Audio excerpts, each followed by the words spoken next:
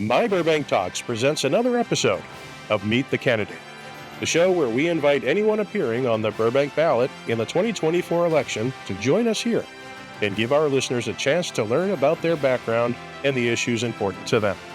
Now, let's join our podcast. Hello, Burbank. Craig Sherwood here with you once again, and we have another Meet the Candidate episode here. Really enjoying these episodes. Really getting to enjoy to know who these people are. But a lot of them, they're coming out of, they're brand new candidates and no track record. So it's great to find out what they're made of, what their background is, and what their plans are. So today we have Eddy Polon with us, who's going to be running for Burbank City Council. And let me give you a little background on him. He's a small business owner, a baker, a father, a cyclist, and he's on our Transportation Commission. And his family have lived in Burbank for over 30 years. He had a long career as a game show producer, which we're going to ask him about, and a bakery owner, which we'll ask him about also. And he has lived his dream life in Burbank. He bought an affordable home in an exceptional neighborhood. His kids grew up and attended quality public schools and is going to day camp in our city parks. Eddie and his wife, Emily, learned to swing dance in a city-sponsored class in McCambridge Park Rec Center. Very, very, very cool. So, Eddie, good to have you on the show. Thank you. It's great to be here. Before you jump into it, I just want to say thank you, Craig, for your service to the community.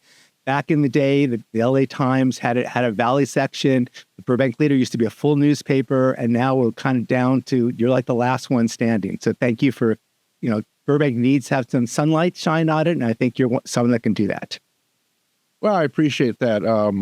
I started off in a paper called the Burbank Scene back in the 70s. And then I went to the Burbank Daily Review, which became the Leader. I worked with the Toluca, and I worked with, and I did work the LA Times Valley section for a while. And the Daily News had a page 3 for Burbank. Worked with that for a while. Just always as a stringer, independent contractor. Went to the Burbank Times, and then we found, papers were dying. So what could we do to come to the future? And we found digital. So we went to My Burbank, and myself and Ross Benson. And we've been very successful now. 70,000 readers on our website a month, 70,000 social media followers. Who would have said social media followers 20 years ago? Right, exactly. So I appreciate that. Thank you. And I think it's important to do this kind of stuff, because if I don't, really, who is? Correct. And we have no agenda here. We're just trying to get information out to people so they can make informed decisions. So let's start. Okay, so I got to ask you first, game show producer. Yes. Tell me about the game shows and what was that all about? So I majored in theater arts at UC Santa Cruz, and I came back to Los Angeles. I was born in Los Angeles. And the most memorable thing would be I was the head writer and judge on Tic-Tac-Toe 1990 with Patrick Wayne as our host. And then I also I worked for Sony for many years, and in the 90s, we transitioned all of the television shows online. So we did Jeopardy online and Wheel of Fortune online. And then I worked with Fremantle Entertainment and did Price is Right online and What's My Line online. And even went international. We did shows in Germany and Japan.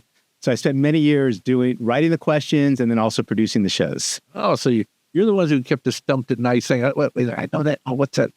And that's great. Well, we do know the answer and the contestant doesn't. And we're yelling at them saying, come on, it's, and it's very good. Well, that's great. And now Fremantle being here in Burbank now, which I don't know if people know that or not, but they're a major player.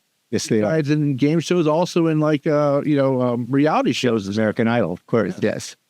So, okay. Let's talk about being a baker.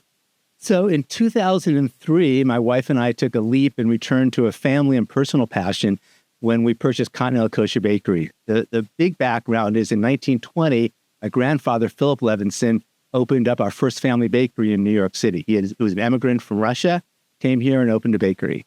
Then my dad actually sold supplies to bakeries. And then we just started, as many people do in their midlife, start remembering passions and really trying to focus their lives. And we started in our kitchen, baking again. We developed a little mailing list, an email list of friends that we were baking for, and we ended up staying up all night cooking in our kitchen. And we decided, you know what?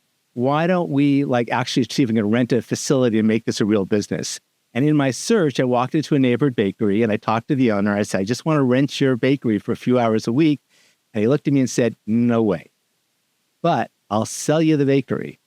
And I walked into the back and the guys were back there rolling out Danishes.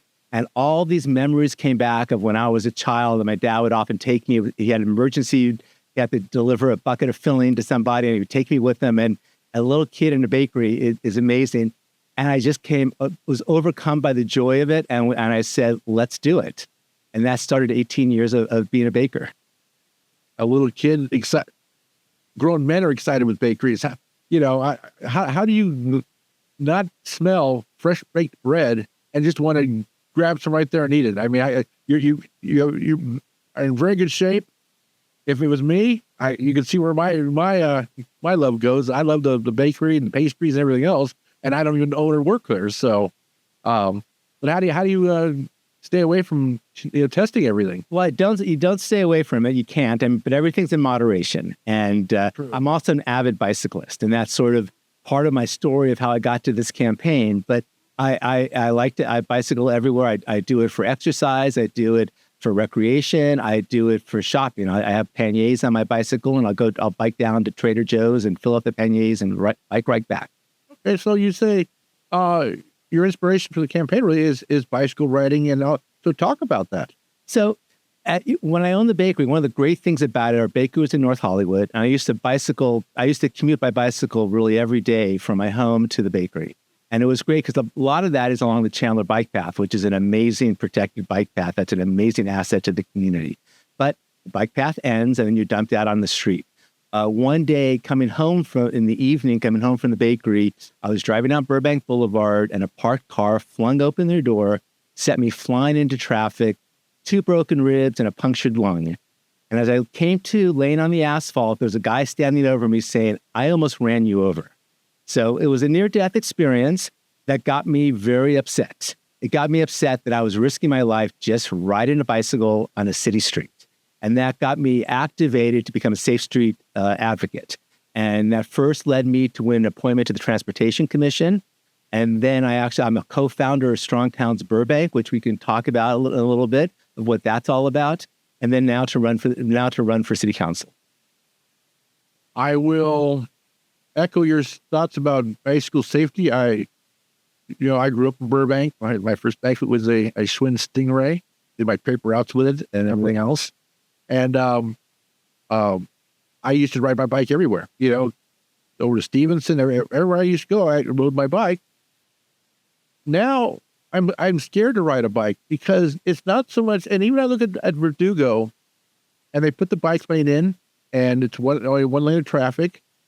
But I watch people all the time in their cars, and the first thing they do is look down at that damn phone of theirs if they get a text. Yeah, they don't maybe text in the car, they don't call, but they're looking at their phone in the car. And I watch cars swing over into that bike lane all the time. And I was saying, I don't feel safe on a bicycle. It's not because they're not good designated areas to ride in, but because drivers don't pay attention to driving. And I look at some of the bike lanes in Burbank, such as Pass Avenue. Pass Avenue has a bike lane in there that's about 12 feet wide for a bike and a car. I'm saying, how is that safe? So, I mean, yeah, we want to say all these great things, but there's a lot of issues in Burbank when it comes to riding bikes. And that's what my scare is the fact, I don't think drivers pay attention, to their driving. I look what they did on all of them. They put that single lane in right next to parked cars, nowhere for a bicycle.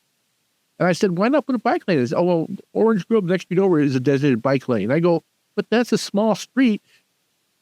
I don't understand. So give me some understanding on some of the thoughts that go into the Transportation Commission to bicycle safety.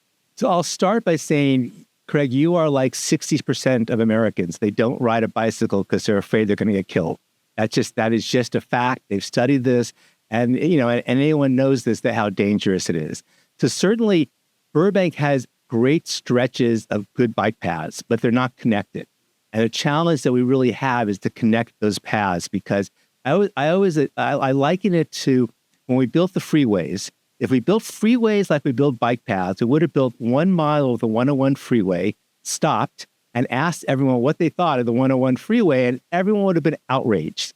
Pointless, it's noisy, everything about it is bad. But they didn't do that. They completed the complete freeway system, and guess what? It works. And we need to really use the same philosophy with our bike paths. We need to complete the network so that people feel they can actually go somewhere, go from their home to the store, go the home to work, go the home down to to see a movie, whatever that is, and especially our schools, because that's the part that I'm really activated on. Anyone that has been by any of our schools at either 8 o'clock or 3 o'clock in the afternoon knows it's gridlock. And the reality is most of those cars are taking trips of 5 blocks, 6 blocks maybe. Back in the day, we rode our bikes and we walked. And I understand parents are nervous, and that's certainly a very legitimate thing. And I think there's strategies we can do to actually just quickly making the routes to school is probably where we should start, and then kind of expand out and complete the rest of the bike path. Yeah, I think you're right. I watch constantly the double parking at schools, and the first week they'll have the Burbank police officers go out there and just sit there, and nobody will do it. And then 2 weeks later, they don't show up anymore, and they're back to mass chaos again. In transportation, let's touch on buses also. I think the Burbank bus system is kind of a failure. In fact, I did a great podcast with the mayor. We did on a Burbank bus, and they can't admit that it is not working. So what's your vision for transportation in Burbank, busways and everything? And you're right about the bikeways, because I recently did a video celebrating the 20 years of the Chandler bike path, and I did in the video. I went back and about all the opposition. Nobody wanted it, and now it's the greatest thing ever. Exactly. So I get your point there. So what's your vision for transportation in Burbank for the next 10 years? Okay, well, let's start. You asked about the bus first, and the bus. First of all, the bus is not that old. It's about 20 years old, I believe. So it's not like it's been here forever. And when it was originally envisioned, it really was a time when people worked Monday through Friday. They had to get to their office, and it made a lot of sense when it was first envisioned. The bus still runs Monday through Friday.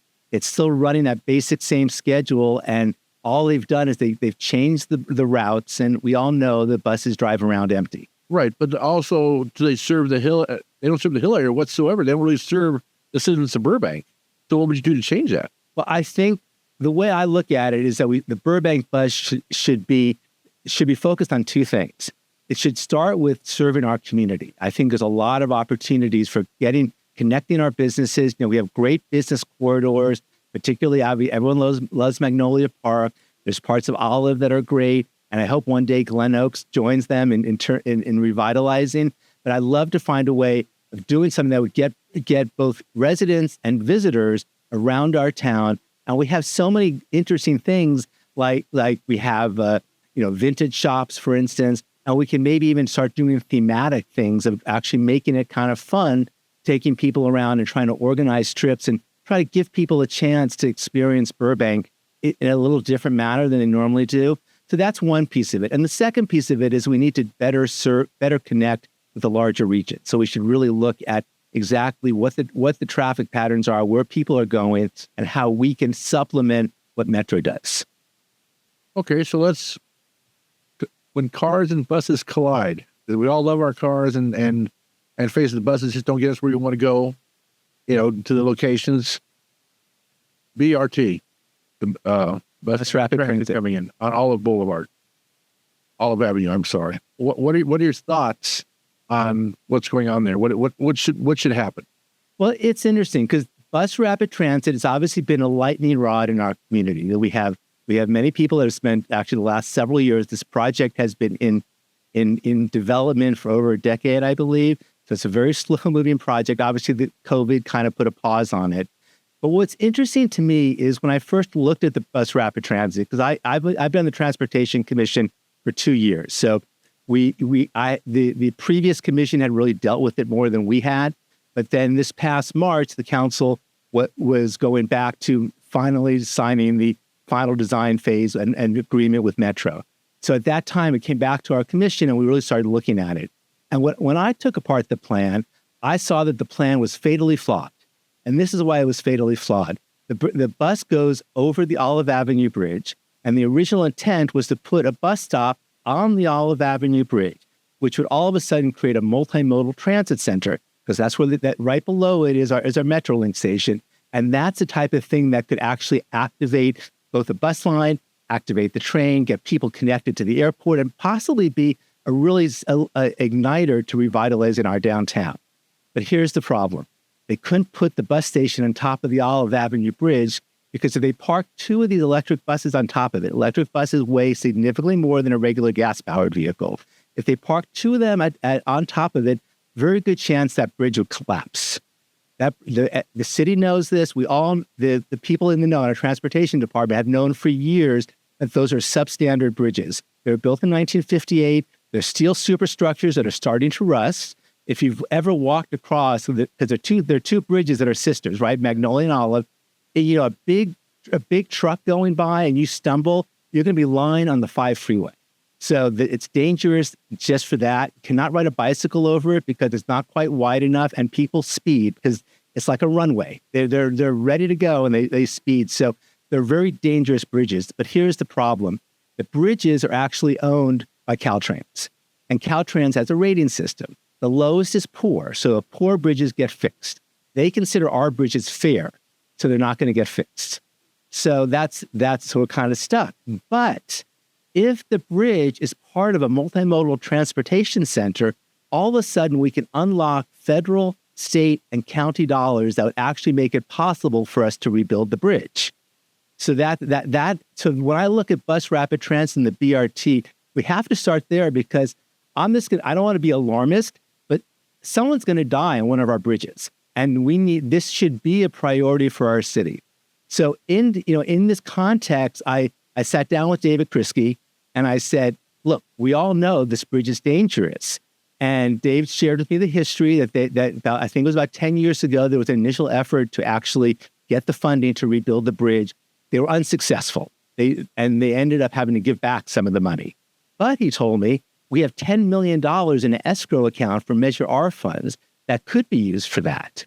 And I'm really pleased that after talking with David, he took it back to Patrick Prescott and they internally discussed it.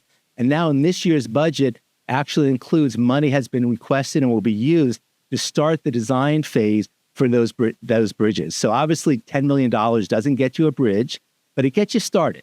And that's really key. So, and I think if you look at it in the big picture, bus rapid transit is a vehicle to get something even more significant for our community that will have economic, safety, and quality of life issues that will greatly enhance our entire community. I agree 100% about the bridges. I talked about my Schwinn Stingray.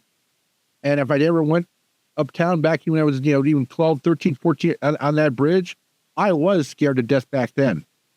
And even now, you look at that, the railing is only 3 or 4 feet high. And like you said, you wouldn't stumble, want anything, and you are on that freeway.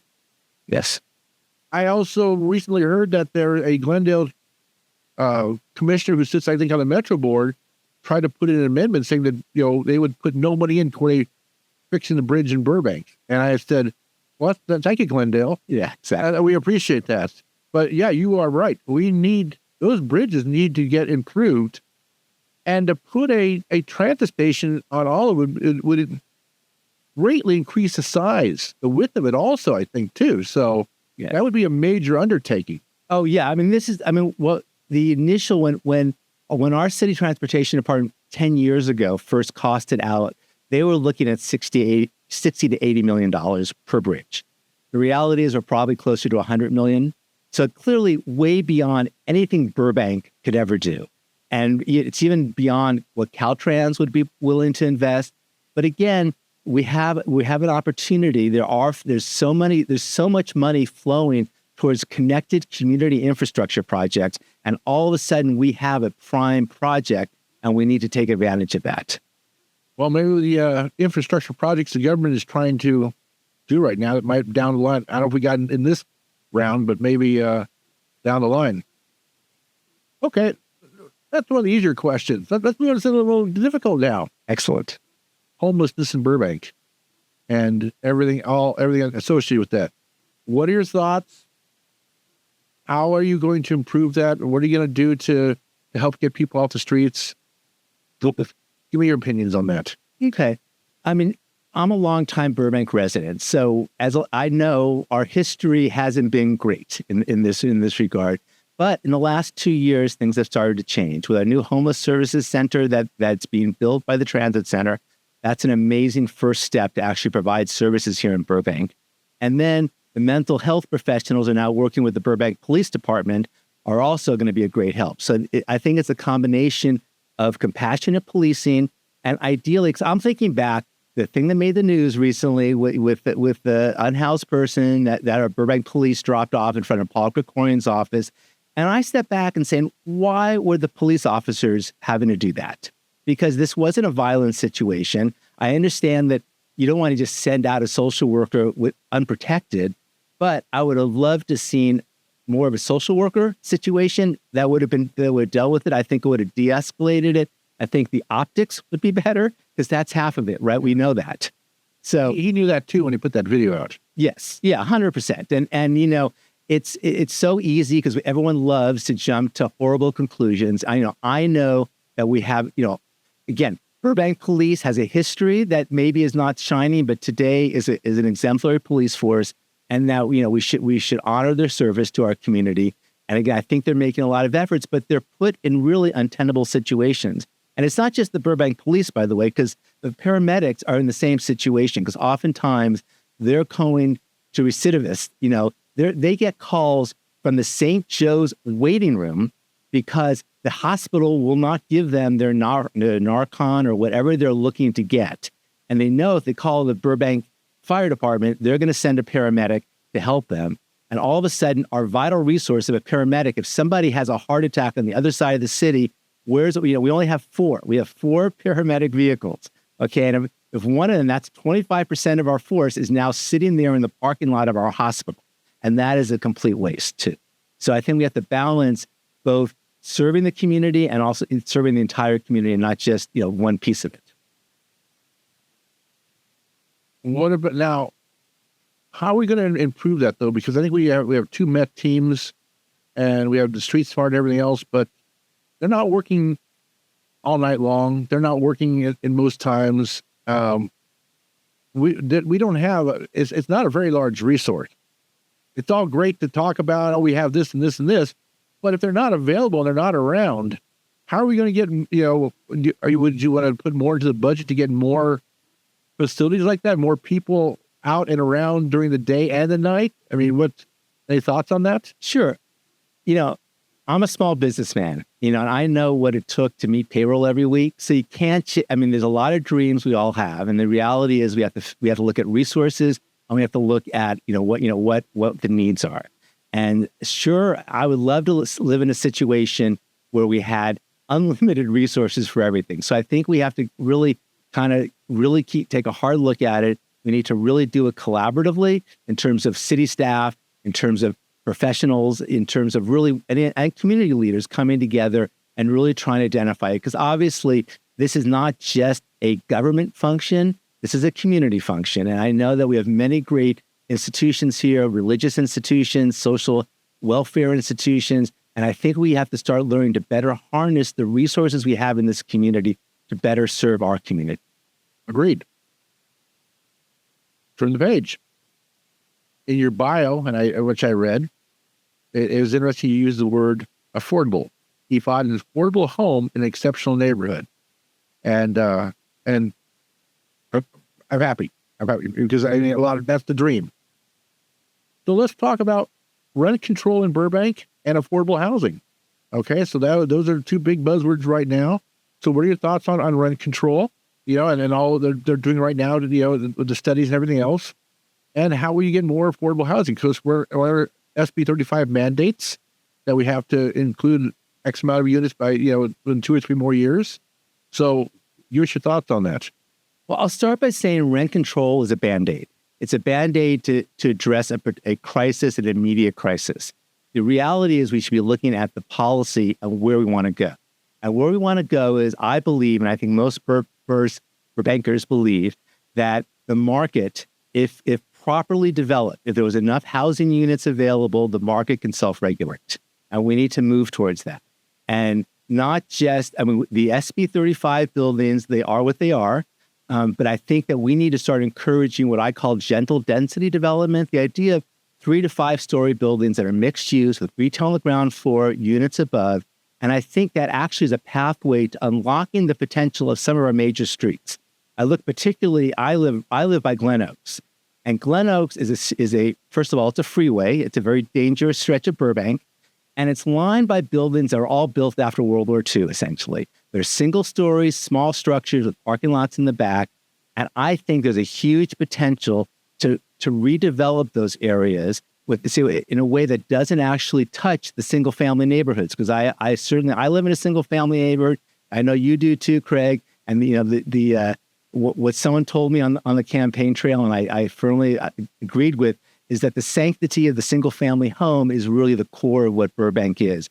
But we have room, especially along what we call transit corridors. I look at Glen Oaks, I look at Olive, I look at Magnolia. Those are really the areas that already have some mixture of both business and residential. And I think that we could actually greatly improve it. And there's a pathway to that. See, the pathway is not just building up and just using the existing codes. We need to kind of look at our codes and make sure those codes are actually serving the needs of both the future residents, but also the owners of these properties. Because I'd like to see more owners of small lots be in a position to actually do this. Because the problem is, you own a regular sized lot, it doesn't pencil out for you to throw it down and build up for several reasons. For one, some things that if you haven't looked into it, for instance, there's some codes that say a 3-story building needs 2 stairways.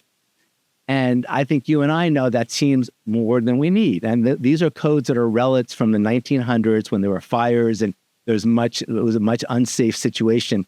But now today, if we think of things like removing that second stairway, all of a sudden gives you more square footage. I think we look at the parking mandates. I think parking mandates should be minimized to then allow someone, if they have a small lot, that there actually is a pathway to actually redevelop it in a way that makes sense for everybody. Parking is a serious problem. And, we just had passed an SB 7 project, 35 project on Empire that had 7 stories, 150 units, and 7 parking places. And they said, well, people go down park at the Empire Center, which is private property. I don't know how you can say that, but you have to look at the fact, I understand parking is a thing, but if you don't have enough parking, isn't that going to put parking into the single family neighborhoods? Then people are going to park, a block away, or half a block away because there's not enough parking where they live. Well, I think the real way it's more of a holistic approach. I think we need to look, we talked earlier about the Burbank bus, because the reality is to build a building with no parking and not really accessible to transit is wrong. I will go a step further. I say it's almost criminal because you're putting people in a situation where they don't necessarily want to drive it in someone, 2 blocks away to park. Well, they said that as the thing on Empire, the reason they could build it there was because they had access to mass transit, and they consider mass transit a bus stop across the street. So yeah, that's not. Yeah, bus is not probably going to run once an hour, and probably only certain days of the week. So I still think that parking is a major issue in Burbank when it comes to. We have a lot of protected neighborhoods now because of that. Yeah, I 100% feel for anybody. If your neighborhood changes because of a development that really was not your development, that was not there when you bought your house, and that's a really changing condition, and that's not right. I mean, that people should have some expectation. Most of people who buy a home, that's their biggest investment they'll ever make. That's their retirement. And so we need to preserve that, and we need to preserve the quality of life because Burbank is built on a great quality of life. So I 100% agree with you that we can't just willy-nilly create situations where our planners can look with foresight and say, this is going to be detrimental to a neighborhood. Turn the page again. The man with Parks and Rec. Here's something that's kind of not near and dear to me, but an issue I think that we need to look into. The Starlight Bowl. I think it's a gem. It's a beautiful facility. Burbank's very unique in having it, and we've let it run down to nothing. And all the bands we ever hire are there, or we get there are cover bands. All the original entertainment, and we can't get any of that here in Burbank. The facility's run down. What do you think we should do with the Starlight Bowl? Should we not expand it, but should we modernize it? Should we try to use it more than 6 days a year? Any thoughts? Absolutely. I think there's actually two pieces to that question, because the Starlight Bowl is a great opportunity for our schools in terms of learning the skills that they could use to be professional sound operators, for instance, and that I know that our local entertainment unions I've already started talking to one of them, one of the IATSE unions, who said, we would love to create an apprenticeship program for students in our high schools to work up at the Starlight Bowl and gain those skills. So I think there's an opportunity in terms of career training. And so we should look at it not just as an entertainment value, but actually as something, an asset of Burbank and something that could actually further the lives of our kids. Now, I live up near the Starlight Bowl, and for me, I love, this. I have never been to the fireworks show, but I watch it from my backyard, and that's amazing. So I know it's a treasure. I've been to other shows there, and I would love to see it, improve. Obviously there's a cost to everything. So I'm imagining that the reality is we need to find a private-public partnership to do it right. Because the thing is, you don't want to do, this is my biggest fear. You do something, you spend a lot of money on it, and it's just not good. Anything that Burbank does needs to be excellent. And that has to be the vision. And we need to start planning for it. And we need to make it happen. And it's not a simple fix. Money is not, again, I go back to my small business. I had lots of dreams of automating my entire bakery. And it was like, well, that's not going to happen because that's expensive.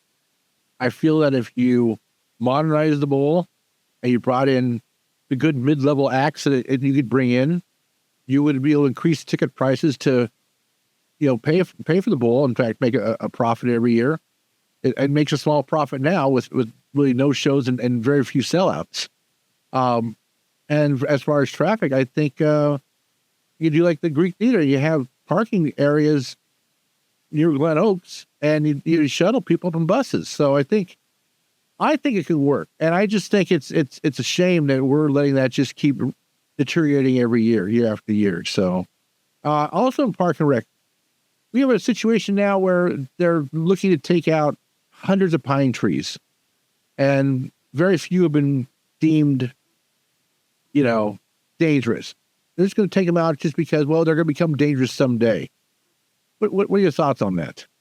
We live in a very litigious society. So I understand the reluctance of our city leaders, particularly our lawyer, to allow any situation which can be seen as a potential hazard. So I understand the motivation behind that. But again, I think it's another situation where there's an opportunity here to do something better. And to do something better means figuring out what can we replace them with, how can we enhance the park and do it in a way that makes sense. I look at Bel Air, all the palm trees.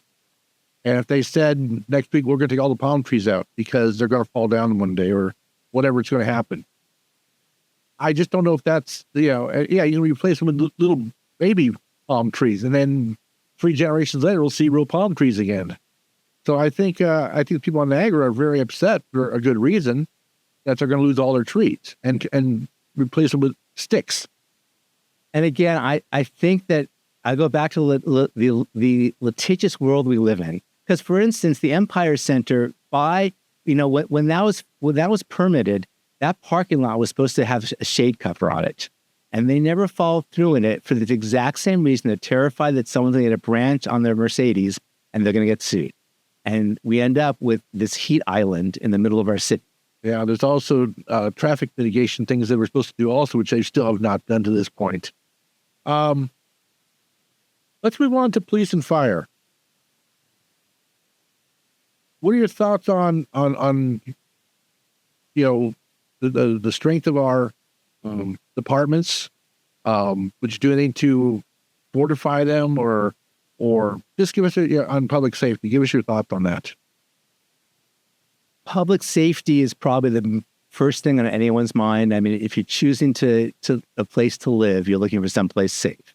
And I would say, when I've talked with the firefighters, I often say, thank you. My house has never burned down in 33 years. And that's not a given, right? Because, I live in the hillside and the fire, a few years ago, it crested the hill and the ashes started falling. And I really thought we might lose everything. Very scary. But we did. So I would say that we have great personnel. We have, in general, enough equipment at the moment. But the reality is Burbank's changing. We're bringing in those. There's going to be thousands of new residents, which are going to place new demands on our safety.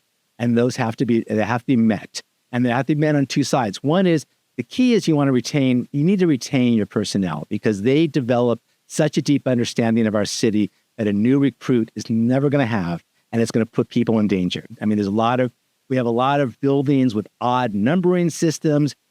By the equestrian center, there's a large on Riverside, there's a large apartment house that you look at it and you wouldn't know driving by, there's stables behind it. And so a new fire, recruit might show up and not even realize there's horses to save as well as people. So that's what you lose when you have turnover. So we need to find a way to make people to make the quality people that we've been able to attract feel that this is the place they want to have their career. So that requires meeting some needs. There's a lot of, firefighters in particular face a lot of dangers. Lithium batteries, when they burn, they set off a horrible cancerous, emanations. And that so our firefighters are on the front lines dealing with that. So I really, one of the things that they've been fighting for is better medical coverage, and actually in the sense of having to regular checkups that are really make sure that they're not in danger of any of these things, or if there is, they could catch it early. So I look at those type of things where in particular we look at the health and welfare of our firemen and our police officers and make sure that is like a top priority. And then from that, again, we have to look at the resources we have. Eventually we have all these diesel powered vehicles that eventually will be electrified, and that's going to be a huge expense to get there. And so we have to start preparing now for how we do it, because it's not just about buying new equipment. We have to have the infrastructure to charge that new equipment. And Burbank really hasn't even started on that. We have the electric car chargers, but we don't have any facilities to charge commercial type vehicles. So we need to really start looking at building that foundational infrastructure that will allow us to grow our departments to meet the needs of tomorrow. I agree 100%. You're going to have a lot of 20 years, you may have a lot of electric cars. And if you are in an apartment building with 20 units, how are you going to get 20 car chargers put into that one building alone? So there will be a huge on the grid. Yes. So what about police? How do you feel about our force? Do you think we need to expand our force? Not only do we have a lot of growth coming in the city, a lot more housing coming in, but we have the World Cup in 2 years. We've got the Olympics in 4 years. Do you think we need to expand our police department at all, or how you feel about that? The way I'll answer that is this. I look at local government as actually the highest form of government. Some people think it's the lowest form of government, but I consider it the highest form of government because it's the only place where citizens, elected officials, and city staff come together to collaborate to solve Burbank problems. And I think that this is an example of that. I certainly I'm not a public safety expert, but what I do know is you bring the experts to the table. And you need to sit down and really make sure that we're looking at all the issues and that we have all the voices there at the table. So I think the pathway is to make sure that we're really looking at it seriously and that we're really devoting the resources we have today to understand where we need to be tomorrow. With one more page. And this, I just got on the radar recently. I went to a meeting the city had for parking meters in downtown Burbank. 3 people showed up to the meeting, but we recorded it and I put it on our YouTube channel, and in the first week, it's already had 250 views. So it sounds as though parking meters are coming to Burbank. What do you think that's going to do for the downtown area? Do you think they need to expand it to other areas of the city? Because it's a revenue source. Although you said that what they're going to do right now will be a break even, basically. But the more you could put down the line, the more revenue you're going to get in. And Burbank's, business-wise, people love to come here because there are no parking meters. So where do you fall on this? I'll tell you, it's very interesting because we dealt, actually, our commission we really tore apart the whole plan and really worked with city staff about what they're planning. And here's the part that really we should focus on. The goal of this is that our transportation department wants every block in Burbank to be no more than 80% full in terms of parking, which means that the business area. The business area, yeah, because this is really, for people that don't know. Not residential, just business. Yeah, this is San Fernando and then some of the feeder streets down by the mall. And the idea is, anyone that's been down there knows that there are no spaces available ever. And the reality is they've actually done little surveys and they counted how many times people drive around. Even though we have almost 6,000 free spaces in the parking structures around there, obviously people first look for the most convenient spot. So the goal of this program is not actually about revenue generation. It's about making a parking spot available to everyone who wants it. And what's interesting about their plan, which I think is brilliant, is they made a game out of it. What they're going to do is they're going to start by charging $3 an hour, broken down by the quarter hour. You're not required to buy the whole hour. But the idea is we'll start the $3 an hour. And if we achieve 80%, we're done. And possibly we bring it down. But if we don't achieve that 80% occupancy, we'll raise it to $3.50. So what you can do is you can start playing with the way the market works and create a situation. So the goal here is not, because the thing is, it's not really for revenue generation. While money will come in, the reality is the way the city, in terms of our planning, any money that comes in from parking has to be spent on parking. That is actually by design, that the transportation department is running under that focus, that we're not going to extract money from people and then build a park, for instance. This is all focused on serving parking. And I think it's an opportunity. Clearly, I know Burbank and free parking seems synonymous to me. But the reality is, if every time you went downtown, you could find a parking space, you might be willing to go downtown more often. Because I think that's part of the the deterrent to people going down there is that it's so difficult to park. I agree 100%. And a lot of times I do not for that exact reason.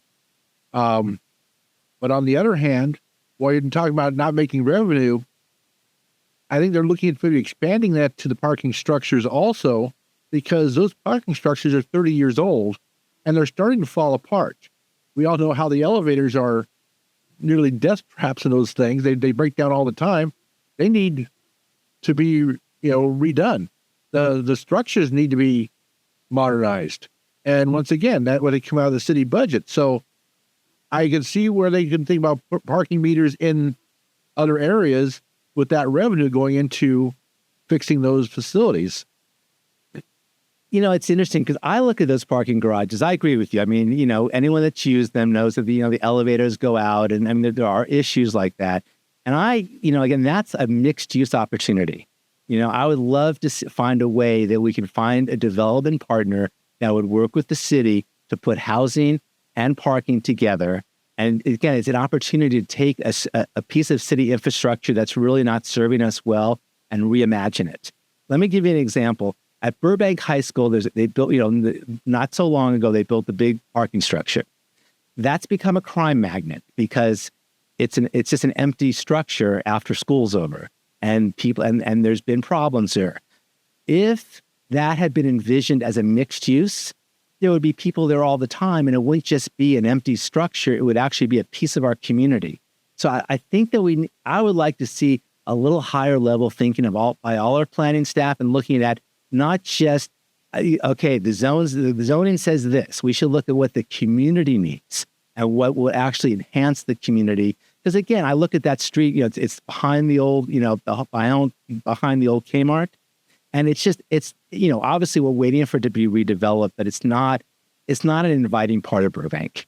There's very little shade cover. It's kind of horrible. So if we could start thinking about being more community focused on our things and really starting to build things with people in mind and not just We need this many cars to park, and that's all we're thinking about. That's only a piece of it. We need to have a bigger view. Agreed. Eddy, this has been a great podcast. I think we really got to know a little bit about, I've got to learn about you too, and I think you're right on with a lot of subjects. What I always do at the end of our shows is I always give the candidate, your camera's right here as you are aware. I will give you as much time as you want to look in that camera and talk to the Burbank voter and tell them why they should vote for you for city council, folks. This is your time. Well, thank you, Craig. I really appreciate it. And I too have really enjoyed this conversation. What I found on the campaign trail, the best part of running for office is a chance to meet new people and to talk about ideas. And the reality is when you start talking about ideas, your ideas start changing too, because you start listening to other points of view, things you may not have considered originally. And that's what I'm all about. I'm someone that listens. I'm someone that wants to learn. And I'm someone that wants to bring the best we can to Burbank. The last 2 years, I've served on the Transportation Commissioner, and we have 7. If anyone that hasn't served on a commission, I first of all recommend it because you'll be sitting at a table with your fellow residents, working with city staff, really seriously looking at our city. And our commission, we have 7 members that represent the entire spectrum of the political viewpoints of Burbank. And what I'm most proud of is that if you look back over the last 2 years, all of our resolutions have either been unanimous as a yes or 5 yeses and maybe 2 abstentions. And that's something I'm very proud of. I was talking recently to one of my fellow commissioners, and he said, Eddy, I don't always agree with you, but you're a peacemaker.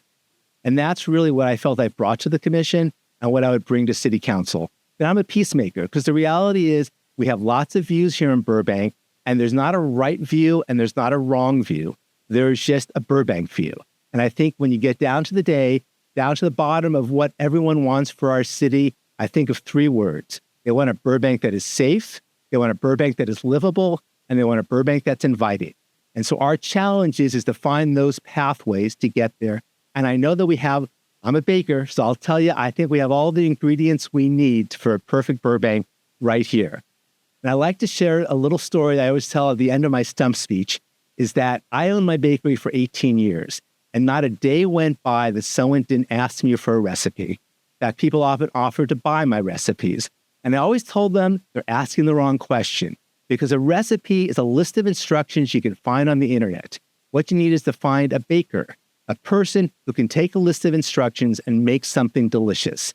And it's the same thing in politics. There are 9 people running for city council, and I guarantee you that all those 9 people will tell you a list of things they will do for our city. But your job as a voter is to look at each of those people and say, is this the person that can get it done? Is this the person that can take an idea and get the consensus that's necessary to move anything forward? Because change happens incrementally, and it only happens when everybody feels they're stakeholders and that they have a voice in the process. And that's what my whole campaign is about, is to bring this process. I think Burbank has a beautiful future ahead of us, and I know that I want to be a part of it. I know that Burbankians it's funny, we always have this controversy over, is it Burbankian or Burbanker? I go back and forth, because I like them both because I love our city. And I hope everyone has 2 votes, and I hope that you'll use one of those votes to vote for me, the baker, to be your next Burbank City Council member. All right. Eddy Polon, thank you very much for coming in. We appreciate it. Once again, I think these are great podcasts to get to know people. So remember, if you are on the Burbank ballot running for any office and your name appears on the Burbank ballot, please email us at news@myburbank.com and request to come in and like Eddy did, to come in and be on the show. And we would love to have you here. So that's it for another episode. Craig Sherwood saying thank you for watching, and we'll talk to you next time. Thank you for watching the latest My Burbank video. If you have it in your heart, please consider helping us by clicking on the super thanks down below. Or even better, go to our channel and consider a membership. Your support is what keeps My Burbank going strong.